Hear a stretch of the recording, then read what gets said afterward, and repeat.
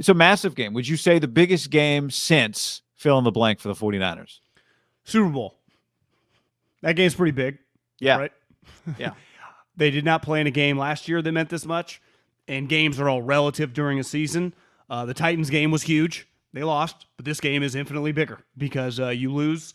I think you have to assume you're going home. It's not a lock they go home, right?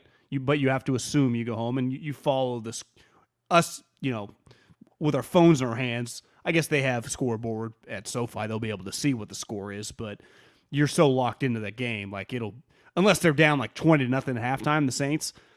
If it's just 7, like you'll just be locked into trying to win, right? Yes. Now, I guess there's not some scenario where you look up and you see what you just described, and then you pull. Who are you pulling? There's only 46 active players, right? The question is, can you win with Trey Lance at quarterback? And will Trey Lance play quarterback for the 49ers? If he does, it's going to be a massive game for him. But I think more than that, this goes back to the team first and foremost. They have had Sean McVay's number, right?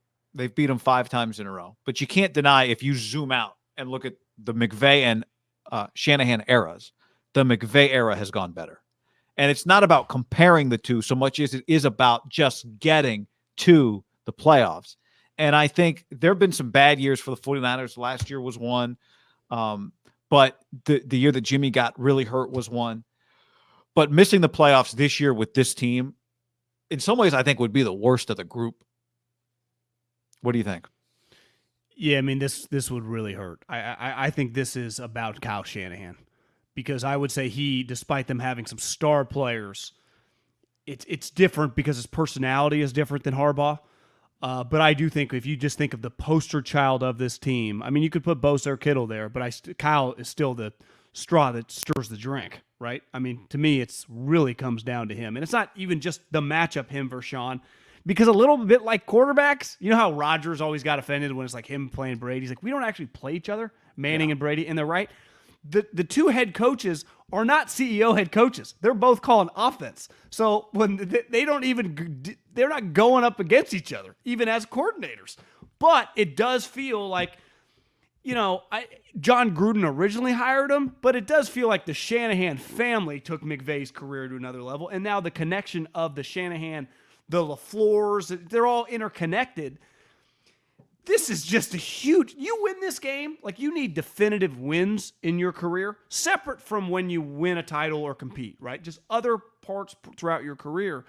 This will just be one of those games. Remember when Kyle Shanahan went into the Rams with a rookie quarterback or with Jimmy Garoppolo with a splint on his hand and beat Matt Stafford, a guy they had just traded 2 first-round picks for, and the potential division champs, LA Rams, week 18. Like that's you and I were bullshitting about this a little bit earlier before we jumped on. The cool part about sports, like all the games matter. Like if Steph Curry or Klay Thompson score 90 points in a random game in December, that's really cool. But their ultimate, like Klay Thompson is not defined by 37 points or whatever in a quarter, right? Or Steph when he scored 50 with the Knicks. They're defined on kicking the shit out of everyone in the playoffs, winning game 5s, winning game 6, winning game 7s. Belichick is defined not by the Monday night game of the Bills. That's a moment in his career. But all the playoff victories, remember when they stole that thing from Lane Kiffin at Alabama and ran it against Harbaugh, and Harbaugh lost his mind in the second round of the playoffs? Like James Harden's a great example. He's had all these great moments, nothing in the playoffs. You are defined on big games. And now, because of the schedule, week 18 is in January. And there are the Raiders, the Chargers, the Niners, the Saints. There are playoff games this week. Like true playoff games, and this is a playoff game, and it carries with you for a while, I mean, Harbaugh, the reason we still talk about Harbaugh, he has incredible regular season moments he did with the Niners. He's defined by beating Green Bay on the road, beating beating Green Bay at home, beating Atlanta on the road, beating the Carolina Panthers, and they were the 1 seed at the time on the road. Yep. Like doing shit like that is how you really kind of separate your career. And I think Kyle has a moment, especially if the rookie quarterback starts, like that's a huge variable in the discussion, right? Yeah, it is. It is. But I think to your point first, before you get to any quarterback, if they win the game, they're 10 wins and they're in the playoffs. And you know what that is? It's a really successful year. It's a success. Going to the playoffs is a successful year. You look back at like all this Roethlisberger Tomlin stuff, right? Ben played 2 games without play.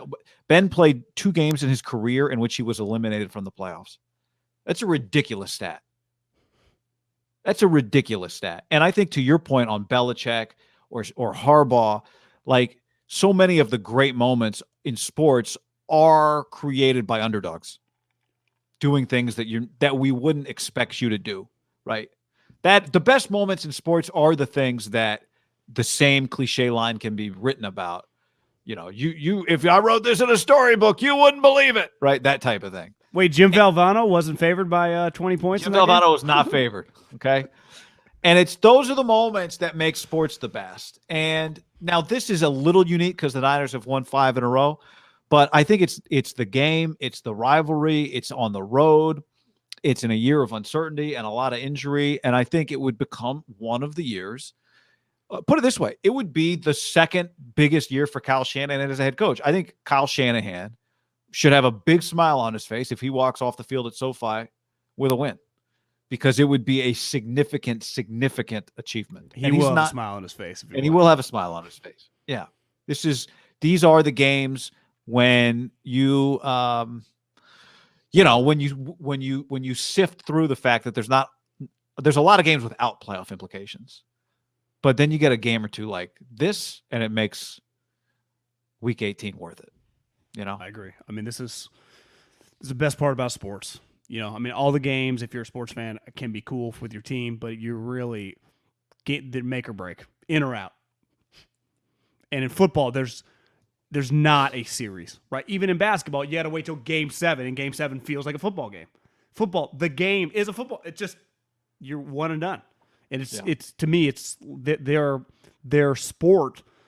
Definitely the playoffs are what makes the NCAA tournament so great. Like, you fuck up, you're gone. They can't, like Trey Lance or Jimmy Garoppolo throws 2 picks and you're down 14. Like, it's a devastating, like this. It's a finite thing. It's over. Yeah. Nobody tunes in to watch Evel Knievel walk on a string over a 1-foot drop. You got to be over a cavern. You got to be over the Grand Canyon, right? What you lose adds to what you gain.